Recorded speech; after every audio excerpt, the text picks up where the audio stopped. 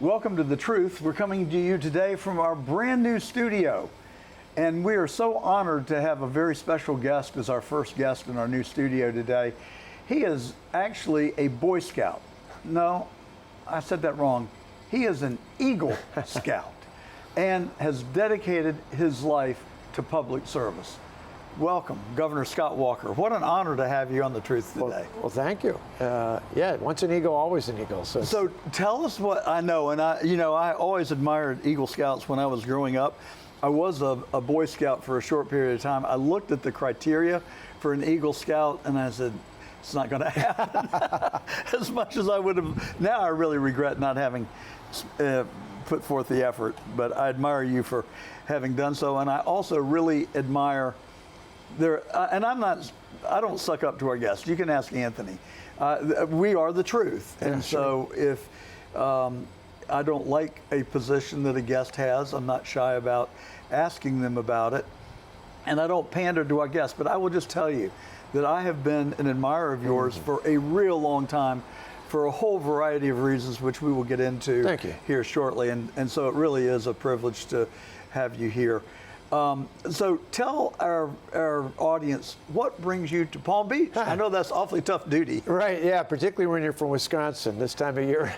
It's tough to be here. Not too bad going by the president's place on the way over here. We were talking supporters here in Palm Beach today and Naples tomorrow of Young America's Foundation. After my 8 years as governor, I work with college, high school, and now middle school students. In fact, we actually had a bunch of students from Palm Beach Atlantic, which is just across the water here, come over today, and we were giving an update to our supporters, interviewed a bunch of our students, and probably coolest of all, Peter Schweitzer, who's one of our alumni, an active member of our board now, has got a new book coming out in just a few days, and so he gave us a little sneak peek on it. Well, I want to get into that in a few minutes because we had Peter Schweitzer on our show. I am a huge admirer of his, principally because he's fearless. Yeah. I mean, he goes where very few people are willing to go. And I've read both of his earlier books, Red Handed and Blood Money. Yep. And so I'm looking forward to the new book. And we had his colleague on a month or so ago and had a great conversation with him. And he said he was going to get Mr. Schweitzer to come back on. He should. Again, the book comes out on the 20th of January. And in fact, he told me today, he just was at the White House a few days ago giving the President, Secretary Rubio, Secretary Bessent an update, because there's some really, really troubling things in that book, as there was in a couple of the others you mentioned, in this case about weaponizing immigration. Not just illegal immigration, but birthright, all the other things, and you got to read the book to get the details. But it is, I would say with Peter, I appreciate his talks because his research, it takes about 2 years. He does it so thoroughly, but I always tell him I don't like his talks, not because he doesn't do a good job. He does an exceptionally good job because the information he reveals is so troubling. I don't like that. Totally. I mean, reading those books makes you very anxious about the future of our country. And you get the sense that we are losing what we had another individual on who wrote Stealth War, General, his name escapes me for the moment, but he said that we are at war with China. They have the potential of taking our country over without a shot being fired. Absolutely. Well, that's what Peter's book, Blood Money, was all about, is that there's a war at the border, that the CCP, this isn't just the drug cartels, the CCP, that book clearly, the research is well documented. He's never been refuted on this. The CCP has not only poured money into people going across the border, but they've even put Chinese nationalists trained as chemists just south of the American-Mexican border to essentially help with the fentanyl. One of our biggest problems, you find these stories of people dying from fentanyl. They've never once had a drug problem. They take what appears to be some normal-looking, recreational drug. Exactly, and next thing you know, it's laced with fentanyl. On top of that, he talks about not only the border, but with the CCP's involvement with TikTok, with all these other things, and essentially he echoes the same thing as this other book said, They have an undeclared war against the United States. That's not an overstatement. General Robert Spalding, that was Oh, yeah, the Spalding, individual sure, that, yeah. wrote that book.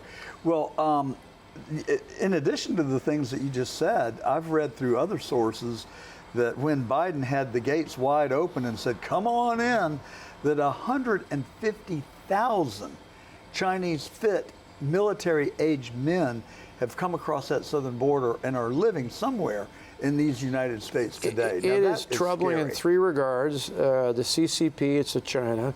Obviously, the drug cartels are part of it, but those are the more obvious ones. But you look at radical Islamic terrorists and all the damage they want to do.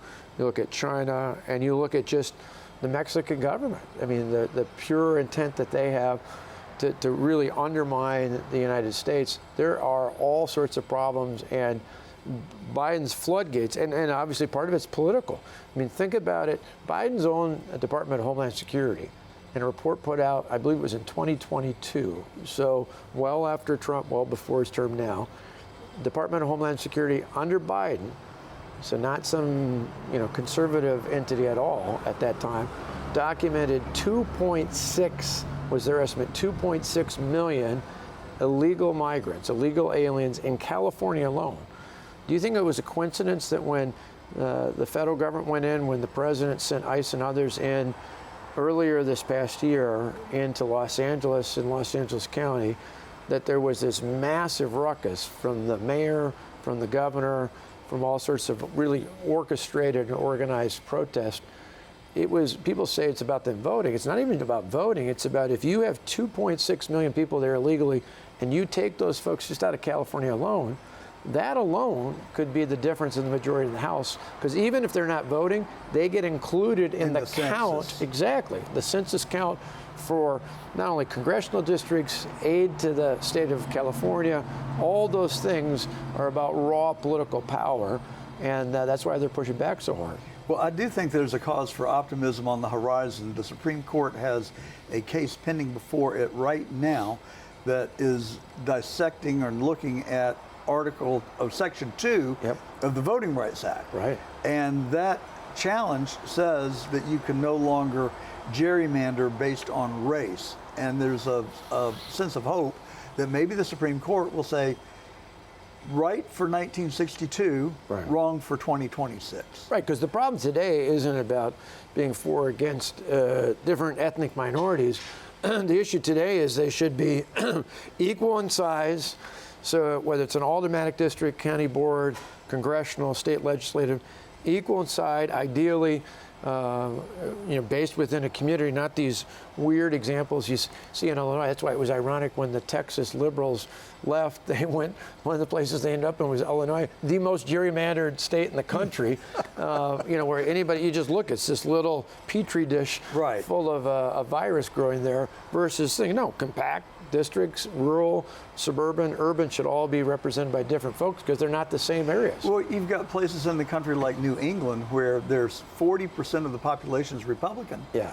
They have 0 Republican seats in Congress. California's 40% Republican, and they have 17% of their congressional seats are Republican, and now they want to get rid of them, evidently. Well, and again, it's all about raw power. I mean, it's the first bill. Power. When Pelosi came back years ago, first bill was about federalizing elections because they wanted to concentrate power. For them, sadly, that's what the left is all about. It's about power. It's the pushback they gave against me when we gave people the option to be in a union or not.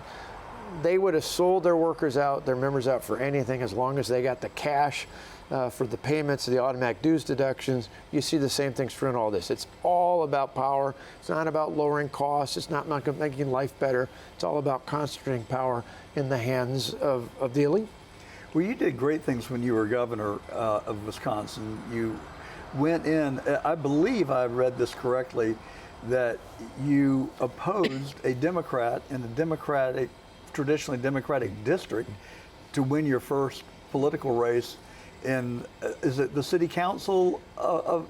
So I was in the legislature, but where it really was key was Milwaukee County Executive is a 3-to-1 county. And I carried that in a special election. First, I challenged the incumbent. He got so spooked, he resigned. There was a special election for this race. Nobody, no pollster, no one out there alive at the time would have said I could win. We ended up winning not only the county but the city because people were so fed up with the scandals, so fed up with the abuse. That's why I keep reminding people, even in places like Minnesota, there's hope, but you got to focus in on what's happening, what the abuse is, how they're wasting dollars, what they're doing. Then they said we couldn't get reelected because once people figured out I was not just a Republican, I was a conservative. Right. Oh, we got reelected by more. In fact, in 2008, in the same year that Barack Obama took 2/3 of the vote in that county, I got 60% of the vote in re-election. Phenomenal. It's because we did what we said we were going to do. Well, one of the things that you did is that you got rid of a $3 million deficit and ended up with a surplus, Yep. and you reduced the government workforce by 20%, I believe. Yeah, really the key was we knew that government at all levels bloated. And it doesn't mean that there aren't legitimate public servants out there, but that particularly under the union process, typically with collective bargaining, the union contracts, you can never really discipline people who are failing to produce. So what they do is, during anything done, is they build around them. They say, oh, this guy's not working out. Well, it'll take us too long to sanction progressive discipline, all this nonsense in the contract. So we're just going to basically let him sit and build something around him to do that job instead.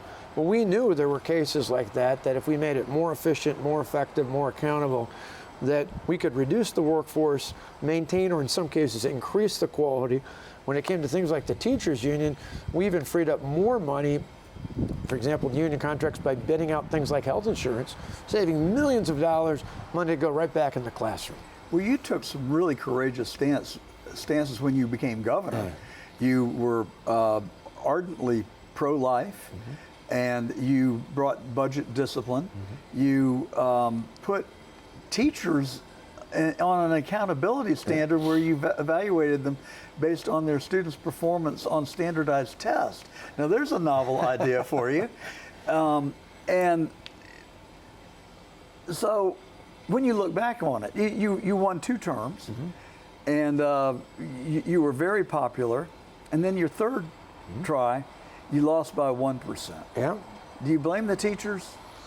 Well, a combination of things. So we won 3 out of 4 elections because we won 2 terms plus a recall election in between the first and the second term. By the time we came to our 4th election, which would have been for a 3rd term, you had a variety of things. It was midway through the Trump first term. Probably one of the biggest unknown things was that they put on non-binding referendum questions in college campuses on marijuana. So you had a whole bunch of people showing up for that who had no idea, that didn't do anything. And the other weird thing I said, because we'd lowered property taxes, improved schools, did pretty much every major conservative reform in the country in a blue, slightly leaning swing state.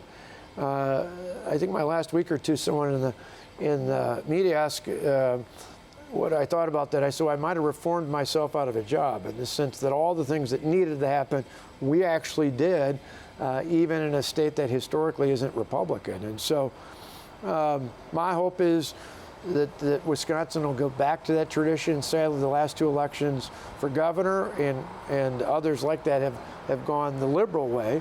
But our hope is we can get back on track. So you also imposed a policy that I thought was really brilliant, and that was you required women who wanted to get an abortion to go have an MRI and have to actually look at the baby that is being formed inside of her uterus. And the Supreme Court struck it down. Yeah. But to me, it seems they said they couldn't think of any legitimate reason to have authorized it. But what about informed consent? Exactly. That's a pretty legitimate medical Well, and think of all the reason, people who don't you think? talked about freedom of choice. Well, what better than informed choice? Absolutely. I mean, obviously, I believe that every innocent life is worthy of protection. That's my personal belief. But I thought in this case, even if you want to make a decision that runs contrary to what I believe, at a minimum, that person should be given full understanding of what you know, despite what people are saying, this is not an ingrown toenail. This is not a lump on your arm. This is a living, breathing thing, a human being, a child, an unborn child. Why shouldn't people know that? Well, I share your beliefs on life versus choice. And I know this may sound, I guess, harsh to some people, but they talk about a woman's choice. What about the choice at the point of conception? You know, I mean, in today's world, contraception is available everywhere. You can get it for free. You don't have to pay for it. And, you know, of course, people make mistakes, and that's regrettable. But, you know, when I was young, and my biggest fear was ever getting a young lady pregnant with an illegitimate child. So that kind of drove my state of mind. It was a risk that I was unwilling to take because, for one thing, back then, you know, I'm old, it was shameful. Today, it is not shameful, and I have very mixed feelings about it. There are exceptions where it gets more difficult. Health of the mother, incest, rape. But you know, I was at the Republican National Convention this past summer, a year ago, and I was talking to a lady from North Georgia, and she made such an incredible impression on me and helped shape my thoughts. She said that she was estranged from her father and never really knew her father, and that she was in a conversation with her mother one day, and her mother said, she asked her mother why she had never met her father, and she said, well, when I was younger, he raped me, and he wanted me to have an abortion, and I almost did. I came very close, but then I decided against it, and sweetheart, you're that child. And I'm telling you, I get choked up retelling the story. And she explained to me that the exceptions are really not the right answer to determine the outcome. Well, I understand where they're concerned about that. One, it's a very minuscule number in terms of all those decisions that are made. But I just look at similar to what that story's about. So many people I've met who either were the child, not necessarily just in those circumstances, but the child of someone who had considered aborting, of ending that pregnancy, of killing that unborn child, and they were given a choice by their mother. I just can't imagine the bravery. I've got someone in my family who's close to us, not an immediate child, but someone I know well, who was pregnant when she was 17, and the fact that she chose to have her now 4-year-old son, it's just, I can't even fathom the idea of him not being around. It's just, I've heard so many stories of people who said, whether they were the child or whether they were the mother, how as difficult this decision was at that time and how uneasy it was, that it made all the difference in the world. Yeah, I too know a young couple in that same situation. They ended up deciding, the girl refused to have an abortion. She had the child, and then the father actually came back around, and they are married today, and one of the happiest couple, and have 2 beautiful children. That's great. So I'm right there with you on the subject, and I get in trouble with some of my friends, especially females, who are so ardent about, well, that's my right to choose. And then, well, what about the unborn child? And what about the father? Does he have no say-so in this whole discussion? And now it seems to me that this crazed trans trend, or whatever you want to call it, is a further extension of that. And I feel like we're on a slippery slope. Yeah, I'd say not only an extension. I think there's a lot of folks who concede the point that you made about marriage, who think it is a night and day difference between having that debate, that discussion, that ruling by the court, and now suddenly, not just in general, but particularly, I was just talking to a young woman who goes to school nearby here, who's a student athlete, and talking about the fairness issue. That's one of the things we highlight is when you talk about this, about someone, in many cases, someone who competed as a man recently, whether it was in high school or college, and then turning around and wanting to compete in that same sport, be it swimming, track and field, whatever it might be, in the female category. So it's just not fair. To me, no more fair than if a 19-year-old woman decided to show up for the 9-year-old girls swimming meet. It's just not fair. You obviously know Riley Gaines. Yeah, Everybody she knows spoke at Riley our conferences Gaines. before, yeah. And she was at our Palm Beach Republican Party Club last night in the very room where you had your luncheon today.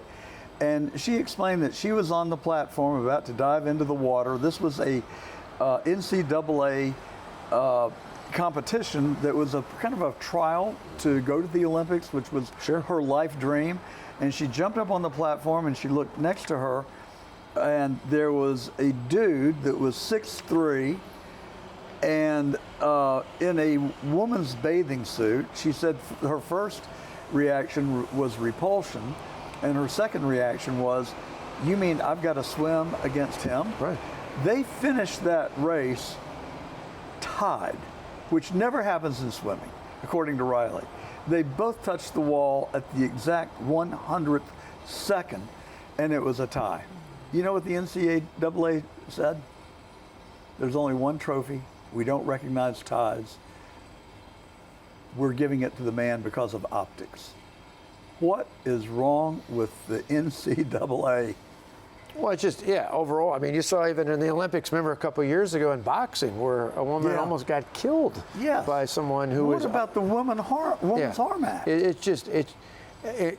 only good news about that is even amongst young people, at Young America's Foundation, for example, we poll young people all across the country in nationwide polls, not just the students we work with, by about a 2-to-1 margin. Even college-age students say that's not fair. That's just not fair to have someone who was born biologically a man to be competing in women's sports. It's interesting because you look at the NCAA, you look at some of these others, and you'd think like this is some even Steven, or even there's a majority of people who think these men should be able to compete. That's not the case. It is overwhelmingly, even across party lines, people believe that women should be in women's sports, men should be in men's sports. There shouldn't be a crossover. And I just think now more than ever, we got to stand up and particularly defend young women. Well, you have a justice of the Supreme Court saying that she can't give a definition of what a woman is because she's not a biologist. And I loved Riley's comeback last night. She said, you know, I'm not a vet, but I can sure as hell pick out a dog.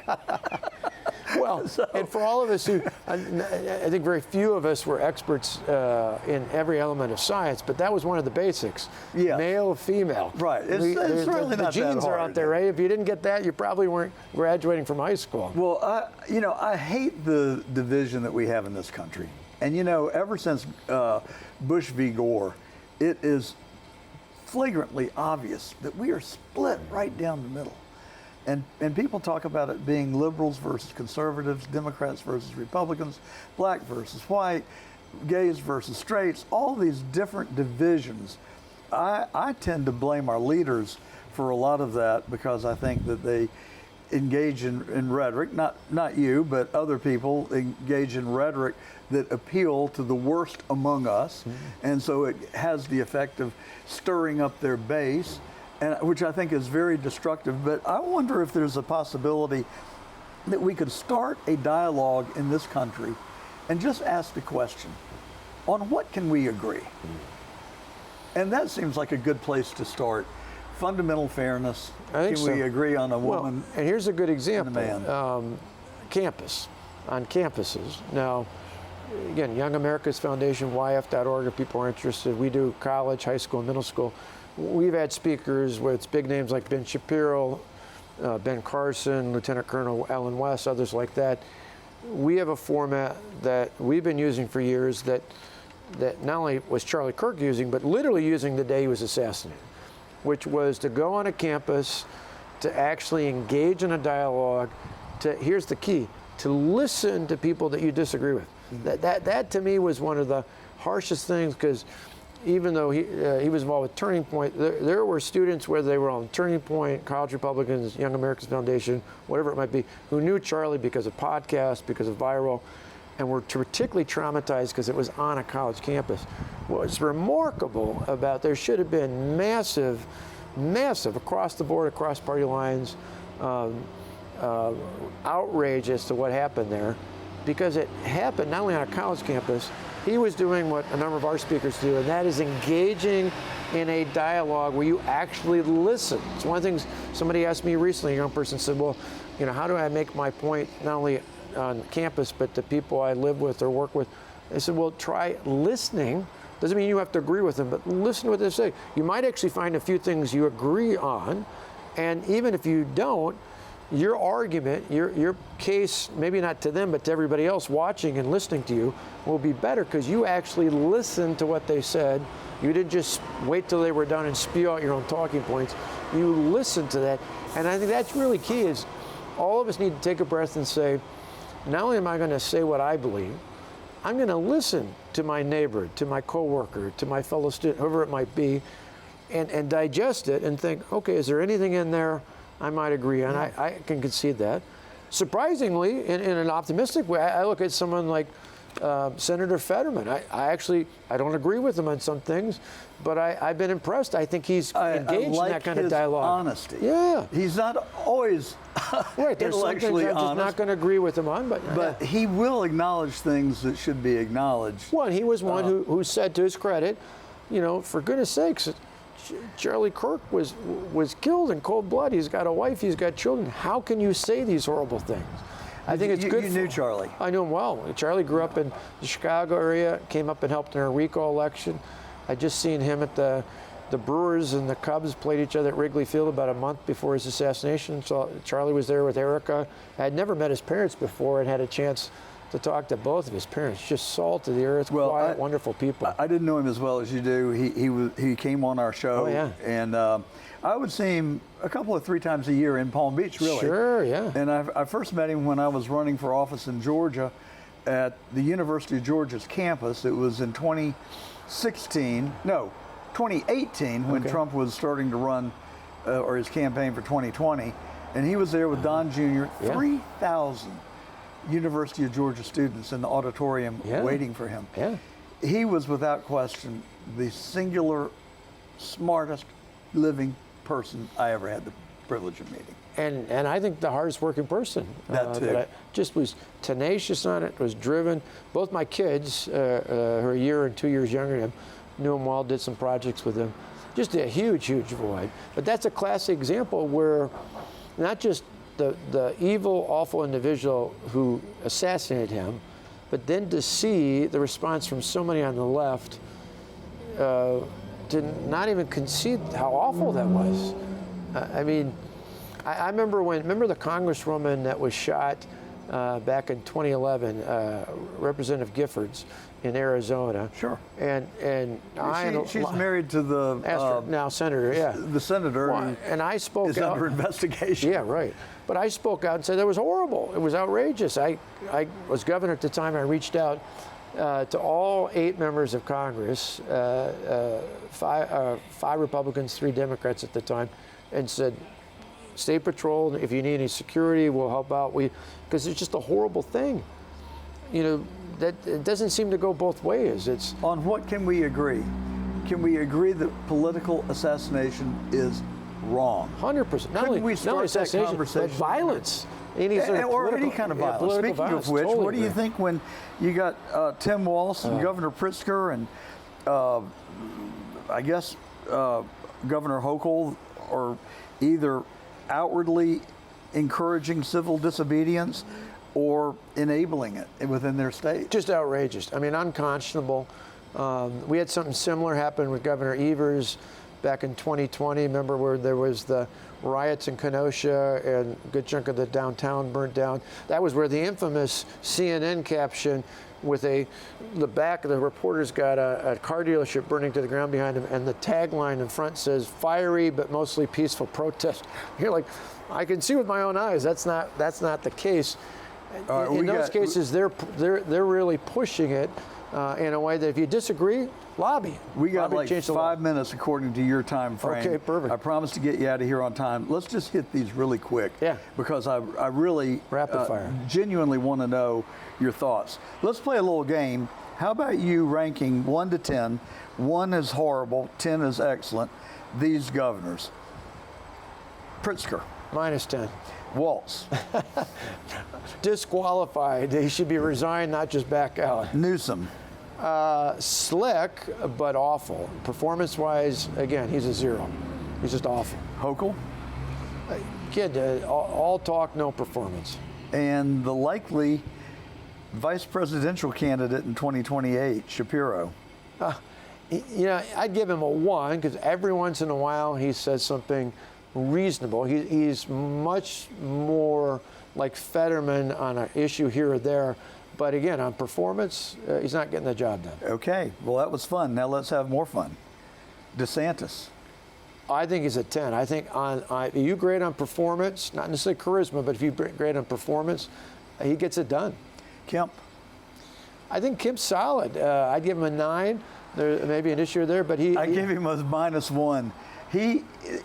Look, I didn't mean to go down this No, that's rabbit right. hole, Yeah. but I can't help it. Yeah. So I ran for Attorney General of Yeah. Georgia with President Trump's endorsement because I worked on the 2020 election in Yeah. Georgia with a Yeah. group of lawyers fighting the Fulton Board of Elections. I've seen the evidence. Yeah. Okay.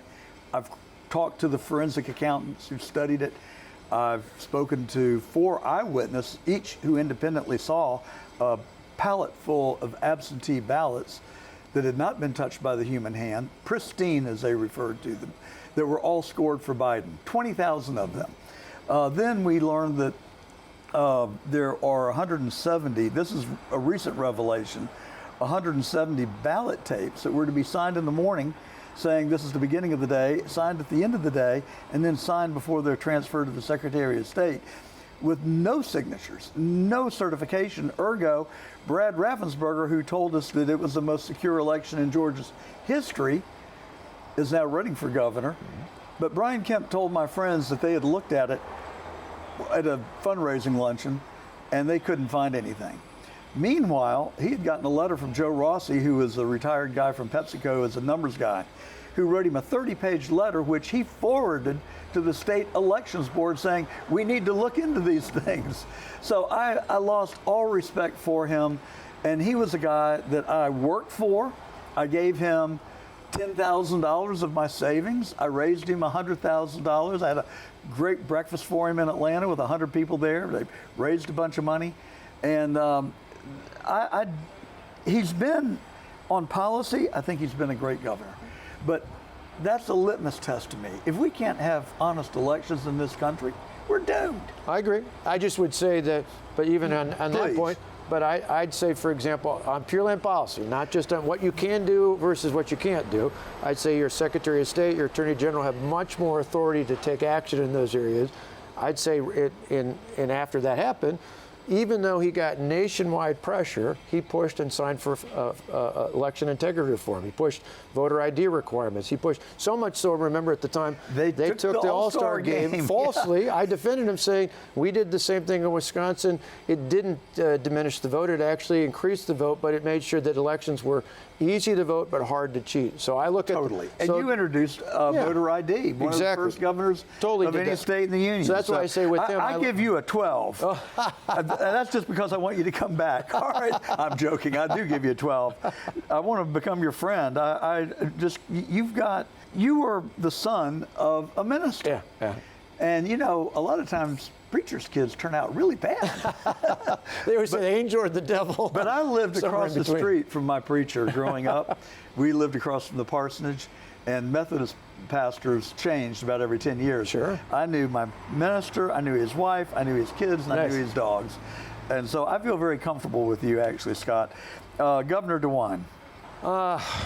Boy, he's got a lot to be, you know, to me, that's a red state. That is unlike these others, you look at Arizona, Georgia, those are competitive states. In a red state, you should be leading the charge for conservative reforms out there.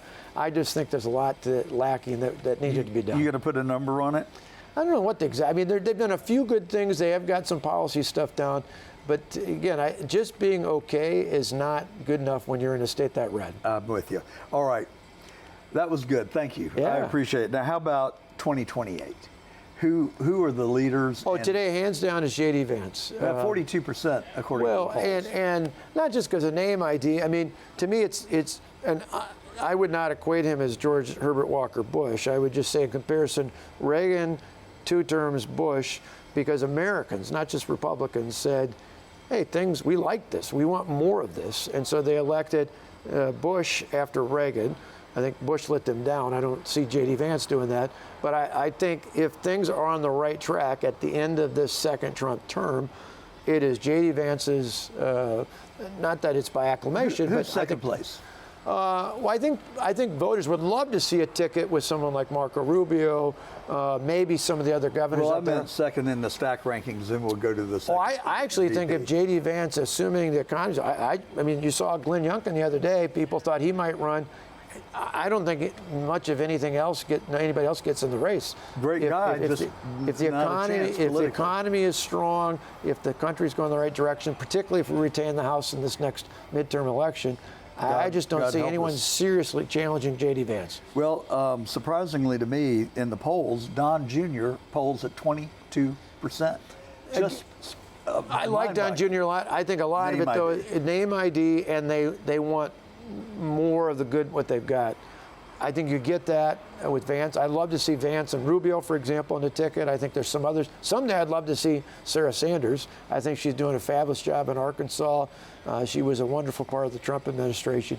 But who knows in the future? Mike Pence is not going away. No, he's more focused in this. He's got this nonprofit. And a lot of, again, some of the things they're working on are great.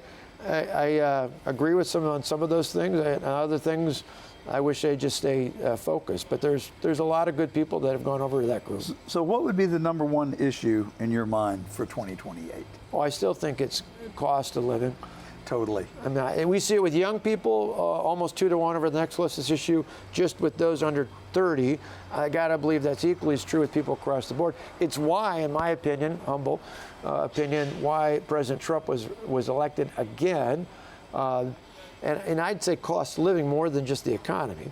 When people look at, where gas prices were last year versus 4 years earlier, people don't look at GDP, they don't look at the stock market. They say, I made the case in my state. Gas at Quick Trip was $1.25 more in 24 than it was in 20.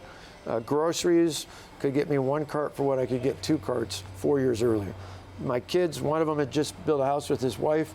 They were paying almost $1,000 more in mortgage payments per month than they would have when Trump was first president. Those are real numbers. If we can keep moving the bar there, but those are still the things, particularly with young people, because right now, unfortunately, there's a lot of young people who just don't see themselves living the American dream, and part of that is owning their own home, owning a piece of property. Yeah. I do think that, the midterms are coming up that you alluded to. It's never good for the incumbents. But Donald Trump is remaking our national economy right in real time. The big, beautiful bill, interest rates coming down, tariffs flooding into our national treasury. Hopefully the Supreme Court won't upset that. The cost of energy, which is in every single segment of our economy, is at historically low numbers. We should look good for the midterms. You look if at it gas, is the economy. clothing, certain types of food, particularly around the holidays, we saw what an impact that was to lower. The key thing is going to be housing. And if we can chip away at that, interest rates are never going to be as low as they were 7, 8 years ago. Yeah. But if we can get that down, which I believe we can, but remember, it's not just, in that case, it's not just the federal government. You mentioned Gavin Newsom. In California, in San Francisco, they talk about low-income housing at about 250 to 300,000. Why? It's because of all the crazy restrictions, all the regulations. In those big blue cities, if you get that under control, that's why in rebuilding the fire-stricken areas, it's been a joke. Not because 30 of the federal, houses out of 600. It's a total joke because they put all these barriers up. So we left off a name on our list for 2028. Scott Walker. Well, I'm a quarter century younger than Joe Biden, so I got plenty of time. Right now, I'm happy working with young people. happy, hopefully hoping this fall elect a conservative in Wisconsin to be the governor. 2 years later, it'll be a key battleground state like Georgia and Wisconsin will be right at the tip of the spear, making sure, whether it's J.D. Vance or whoever it ends up being, that we have a good conservative heading out to follow up in the President Trump's footsteps. So what is your vision for Scott Walker? Really, right now, part of the reason why I'm focused on these young people is I saw in my state and other key battleground states in 2018, 2020, and 22 in particular, that younger voters, those under 30, 18 to 29, were the deciding factor in so many key elections. I said, we got to get there. We got to work together. We got to work with Turning Point, Young America's Foundation, Cause Republicans, anybody we can to make inroads, not just weeks or months before the election, but to make inroads years before, not just in college, in high school, and even middle school ages. I want to do that for the next few years, and then we'll see. Who knows? I'm the only governor, Republican governor, elected in Wisconsin this century. I hope to break that distinction this fall, but if not, maybe some point in the future to be governor again. Well, I think you have a bright future regardless of what path you choose. I hope it is politics. Thanks. I'd love to be able to pull your lever at the voting booth someday for president. Thank you. I think you'd be a fine leader. And for me, I think my biggest fear right now, somewhere between China and Russia, lies our own federal budget. $37 trillion deficit. The interest payment is now the largest federal line item. And that's going to change soon because Trump wants to up defense spending. Right. But that's scary, and it's not sustainable. Unsustainable. We need you. The interest on the debt is more today than the entire federal debt was when Ronald Reagan was president. I believe it. Yeah, unacceptable. Yeah. Thank you, Scott Walker. Good to Happy be with you. New Year. Thank you. Come back soon. My pleasure. Good to be on.